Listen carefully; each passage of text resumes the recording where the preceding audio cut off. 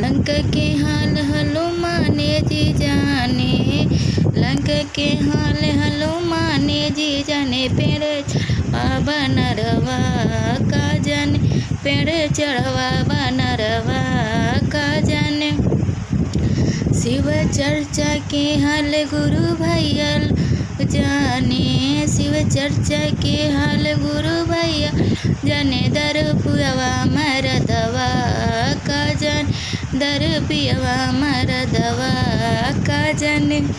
चर्चा के हाल गुरु बहिना लोग जाने, चर्चा के हाल गुरु बहिना लोग जाने, घर घूमनी बहुरी का जाने, घर घूमनी बहुरिया का जाने।